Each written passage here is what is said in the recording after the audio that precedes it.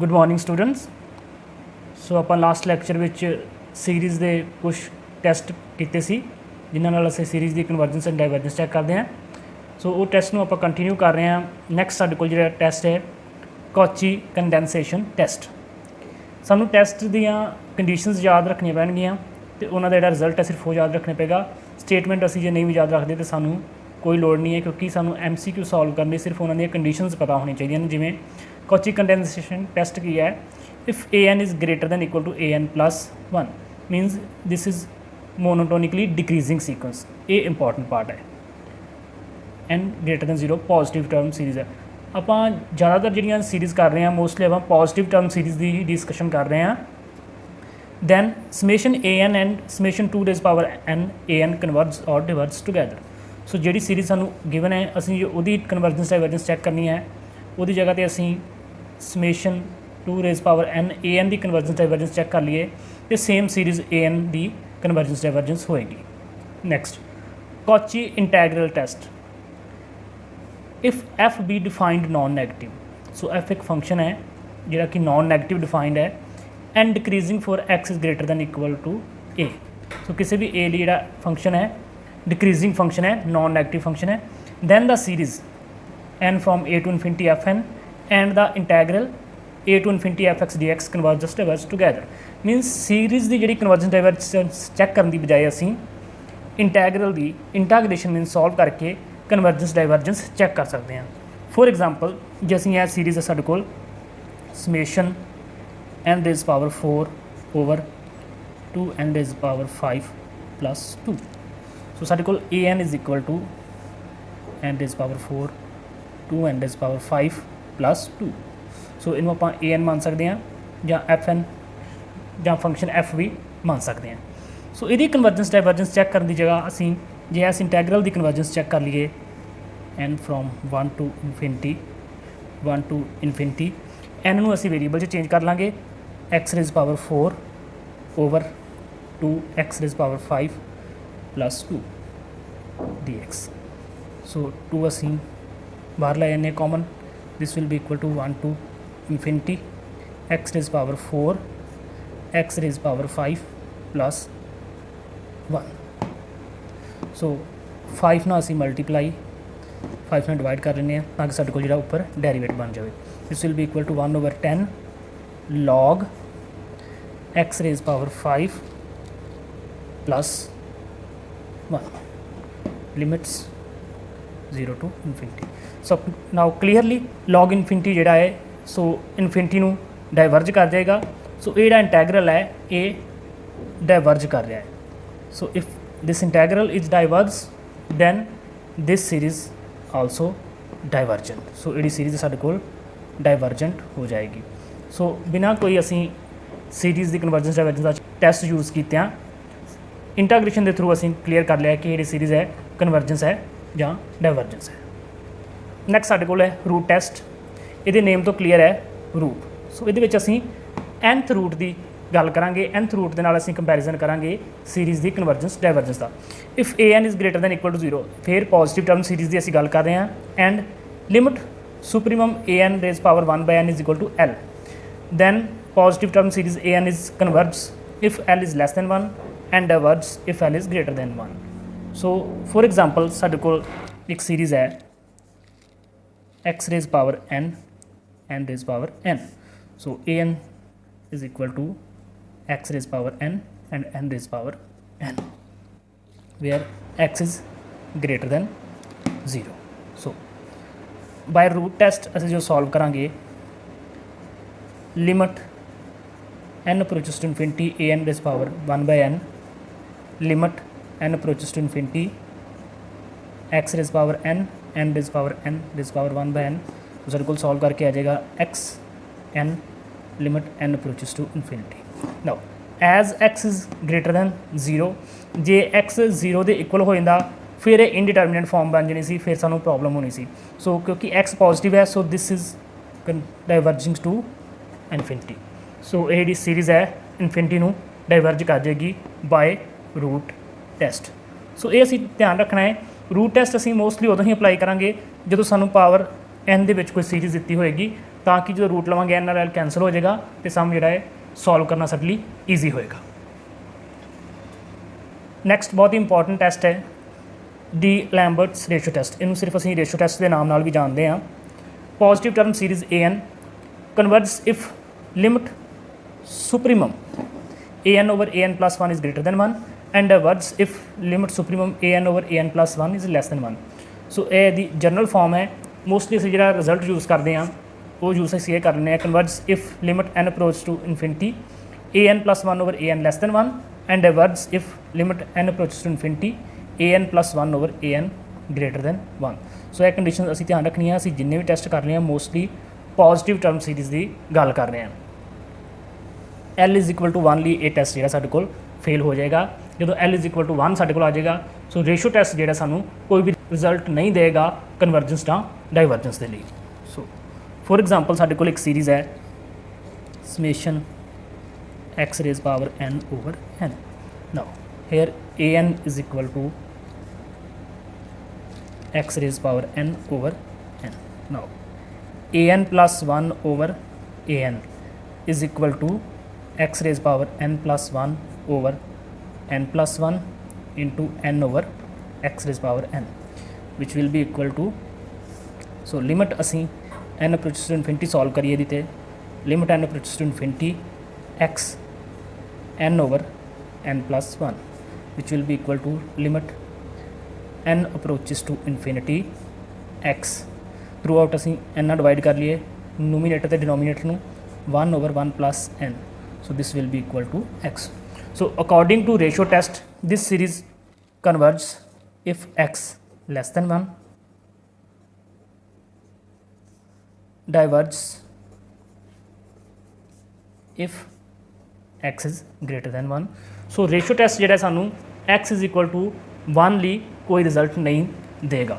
ਸੋ ਅਸੀਂ ਨੈਕਸਟ ਜਦੋਂ ਟੈਸਟ ਕਰਾਂਗੇ ਫਿਰ ਸਾਨੂੰ ਪਤਾ ਲੱਗੇਗਾ ਕਿ ਜਦੋਂ ਰੇਸ਼ੋ ਟੈਸਟ ਸਾਡੇ ਕੋਲ ਫੇਲ ਹੋ ਜਾਂਦਾ ਹੈ ਫਿਰ ਅਸੀਂ ਕਿਹੜੇ ਟੈਸਟ ਯੂਜ਼ ਕਰਦੇ ਹਾਂ ਜਿਨ੍ਹਾਂ ਨਾਲ ਸਾਨੂੰ ਕਨਵਰਜੈਂਸ ਜਾਂ ਡਾਇਵਰਜੈਂਸ ਦਾ पता लगेगा। सो नैक्सट रैबिट टेस्ट है if summation A N is a positive term series and limit N approaches to infinity n a N over A N plus one minus one is equal to l. So यह असीं पहलां ही ratio test के find कर चुके हैं। Suppose साडे कोल रेशो टैसट फेल हो जाता है फिर असीं रैबिट टेस्ट यूज़ करके वैल्यूज़ सॉल्व कर सकते हैं। ये कन्वर्ज करेगा if L is greater than one, diverge करेगा if L is less than one. So same ratio test के वांगू l is equal to one ते जाके रैबिट टेस्ट भी साडे कोल फेल हो जाएगा। Logarithmic test if A N is a positive term series and limit N approaches to infinity N log A N over A N plus one is equal to L then convergent if L is greater than one, divergent if L is less than one. So same step ये भी repeat कर रहा है L is equal to one ते जाके ये test fail हो रहा है। सो साडे कोल ratio test, Raabe test and logarithmic test सारे जिहड़े ने l is equal to one ते जाके फेल हो रहे हैं। सो सानू फिर कोई इहो जिहा टेस्ट भी चाहिए होएगा जिहड़ा L is equal to one ते जाके सानू कन्वर्जेंस ते डाइवर्जेंस दस सके। नैक्सट है साडे कोल गॉस टेस्ट। सो गॉस टेस्ट जिहड़ा है ये लास्ट जिहड़े आपां टेस्ट कीते ने उन्हां सारिਆਂ नालों ज़्यादा पावरफुल है। ये सानू कन्वर्जेंस जां डाइवर्जेंस जरूर प्रोवाइड कर दिंदा है।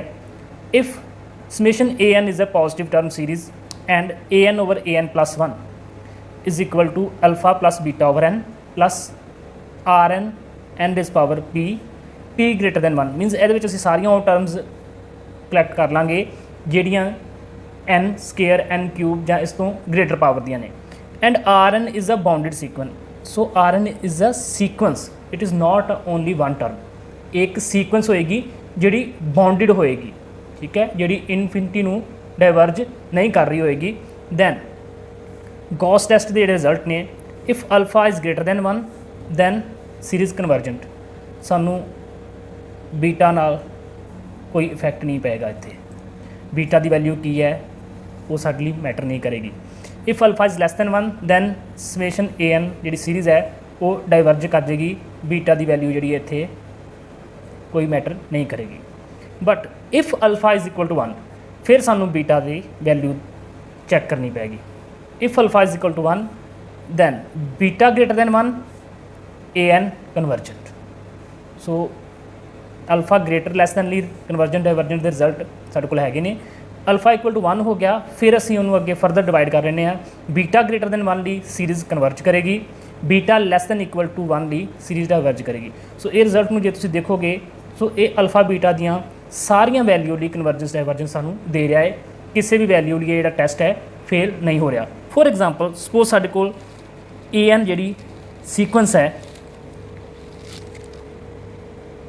ਸਮੇਸ਼ਨ 1 ਓਵਰ n ਕਿਊਬ, ਅਸੀਂ ਗੌਸ ਟੈਸਟ ਅਪਲਾਈ ਕਿਵੇਂ ਕਰਾਂਗੇ? Here an is equal to 1 over n cube. Now an over an plus 1, this will be equal to 1 over n cube into n plus 1 cube over 1, which will be equal to 1 plus 1 over n cube। so ਇਹਨੂੰ ਜੇ ਅਸੀਂ solve ਕਰਾਂਗੇ 1 plus 3 over n, 3 over n square plus 1 over n cube।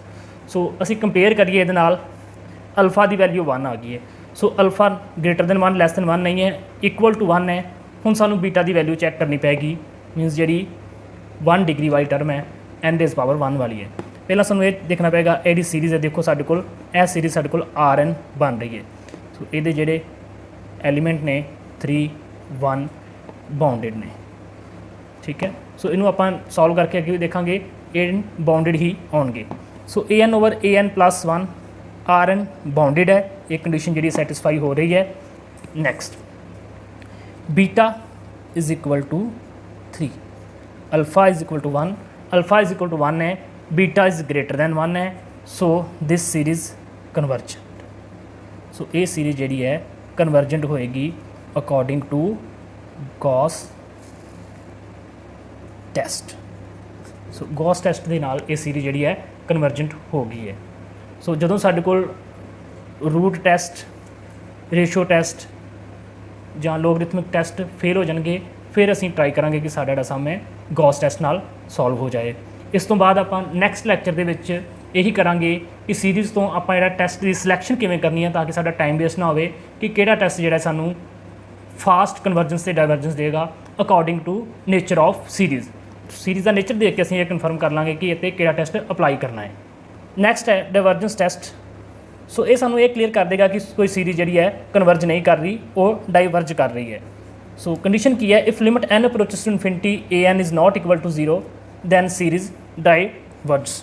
Four example ਜਿਵੇਂ ਸਾਡੇ ਕੋਲ ਇੱਕ series ਹੈ summation n square over 2n square plus 1 minus 1।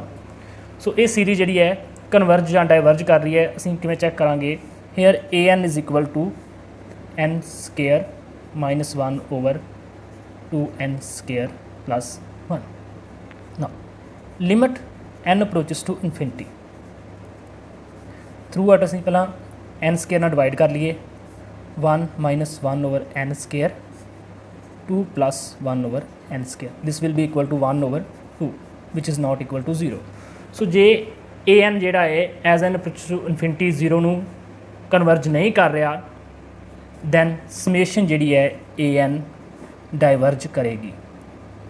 So ਇਹ ਸਾਡੇ ਕੋਲ ਹੈ ਡਾਈਵਰਜੈਂਸ ਟੈਸਟ। ਸੋ ਇਹਦੇ ਨਾਲ ਅਸੀਂ ਡਾਇਰੈਕਟ ਹੀ ਚੈੱਕ ਕਰ ਲਿਆ ਕਿ ਇਹ ਸੀਰੀਜ਼ ਜਿਹੜੀ ਹੈ ਡਾਈਵਰਜ ਕਰ ਰਹੀ ਹੈ। ਨੈਕਸਟ ਹੈ ਸਾਡੇ ਕੋਲ ਏਬਲ ਟੈਸਟ ਐਂਡ ਡਿਰਿਚਲਟ ਟੈਸਟ। ਸੋ ਇਹ ਦੋ ਟੈਸਟ ਨੇ ਜਿਹੜੇ ਕੁਝ ਸਪੈਸ਼ਲ ਟਾਈਪਸ ਆਫ ਸੀਰੀਜ਼ ਨੇ ਉਹਨਾਂ 'ਤੇ ਲੱਗਣਗੇ। ਇਹਨਾਂ ਦੇ ਕੰਡੀਸ਼ਨਸ ਅਸੀਂ ਯਾਦ ਰੱਖਾਂਗੇ। If summation an is a convergent, so ਇੱਕ ਕਨਵਰਜੈਂਟ ਸੀਰੀਜ਼ ਹੈ and the sequence bn is monotonic and bounded. ਇੱਕ ਕਨਵਰਜੈਂਟ ਸੀਰੀਜ਼ ਹੈ, ਦੂਸਰੀ ਜਿਹੜੀ ਹੈ ਮੋਨੋਟੋਨਿਕ ਤੇ ਬੌਂਡਡ ਹੈ। ਦੋਵਾਂ ਦਾ ਜਿਹੜਾ ਪ੍ਰੋਡਕਟ ਹੈ ਐਲੀਮੈਂਟ ਦਾ ਉਹ ਵੀ ਕਨਵਰਜੈਂਟ ਹੋਏਗਾ। an convergent means product of a convergent series and monotonic bonded sequence is also convergent. So ਇਹ ਸਾਨੂੰ ਇਹ ਰਿਜ਼ਲਟ ਦੋ ਸੀਰੀਜ਼ ਨੂੰ ਮਿਲਾ ਕੇ ਬਣਾ ਕੇ ਦੇ ਰਿਹਾ ਹੈ। ਫੋਰ ਐਗਜ਼ਾਮਪਲ ਜਿਵੇਂ ਸਾਡੇ ਕੋਲ ਇੱਕ ਸੀਰੀਜ਼ ਹੈ summation n plus 1 over n where an is convergent। तो ਸਾਨੂੰ an convergent सीरीज ਦਿੱਤੀ ਹੈ, ਚੈੱਕ ਕਰਨਾ ਹੈ ਕਿ ਇਹ ਸੀਰੀਜ਼ ਜਿਹੜੀ ਹੈ ਕਨਵਰਜੈਂਟ ਹੋਏਗੀ ਕਿ ਨਹੀਂ ਹੋਈ। According to Abel test an is convergent given ਹੈ दैन बी एन सीक्वेंस जी जे मोनोटोनिक ते बाउंडेड हो गई, ये सीरीज़ जी है ये कन्वर्जेंट हो जाएगी। सो बी एन साढ़े को जी आ रही है वो आ रही है n plus 1 over n which will be equal to 1 plus 1 over n. So clearly this series is bounded by 2। So bounded by 2 है, पॉजिटिव टर्म सीरीज़ है, सो बाउंडेड बिलो भी होएगी 0 नाल। सो ये सीरीज़ जी है बी एन 0 टू 2 ਦੇ ਵਿੱਚ लाई करेगी। ये जी सीक्वेंस साढ़े को बी एन हो गई है, ये बाउंडेड सीक्वेंस हो गई है। सो मोनोटोनिक है कि नहीं, सपोज असी बी एन का डेरीवेटिव करते हैं 1 प्लस 1 ओवर एन का minus 1 over n square which is less than 0। So monotonic decreasing sequence है।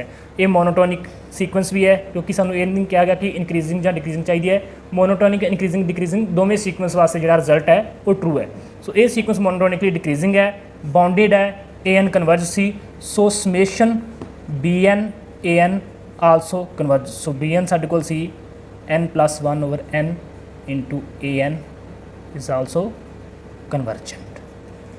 सो इसी तरह साढ़े को एक होर टैसट है डिरिचलेट टैसट, थोड़ा जहा एबल टैसट नालों डिफरेंट है। If v n is monotonic decreasing sequence tending to 0। सो ये सानू टेंडिंग टू 0 नहीं सी चाहिए, कन्वर्जेंट ही चाहिए सी। ये सानू टेंडिंग टू 0 चाहिए है। And A N is a series whose partial sums are bounded. So इत्थे जी ए एन ते कंडीशन है वो थोड़ी जी लूज कर दी है, इस करके सानू वी एन ते कंडीशन जी थोड़ी स्ट्रोंग चाहिए सी। इत्थे सानू एक कन्वर्जेंट चाहिए सी, बट ये monotonically decreasing and converging to 0 चाहिए है। ये नालों यह कंडीशन स्ट्रोंग कर दी है। बी एन की जी कंडीशन सी मोनोटोनिक एंड बॉन्डिंग, यह थोड़ी लूज कर दी है कि a N is series whose partial sums are bounded. So monotonic की कंडीशन इतों निकल गई है। Then summation A n v n is also convergent. So एक सीरीज़ जी मोनोटोनिकली डिक्रीजिंग तो 0 कन्वर्ज कर रही है, दूसरी सीरीज़ जो पार्शियल सम बाउंडेड ने दैन उन्होंने जी प्रोडक्ट की सीरीज़ होएगी वो भी कन्वर्ज करेगी। सो फ्रेंड्स ये सी सीरीज़ नाल रिलेटेड इंपॉर्टेंट टैसट जिन्हां दे बेस ते असीं सम सॉल्व करांगे। नैक्सट लैक्चर दे विच असीं सिलैक्शन ऑफ टैसट सिखांगे कि सीरीज़ दे जिहड़े टैसट ने वो असीं किवें सिलैक्ट करना है, कि सीरीज़ नूं देख के कि किहड़ा टैसट इत्थे अप्लाई करांगे ताकि साडी जिहड़ी टाइम सेविंग होवे, असीं टैसट दे विच उलझ के अपना टाइम वेस्ट ना करिए। आई होप कि तुहानूं साडा लैक्चर चंगा लगा होएगा। वीडियो नूं लाइक ते शेयर कर दिओ, चैनल नूं सबसक्राइब कर लिओ। Thank you.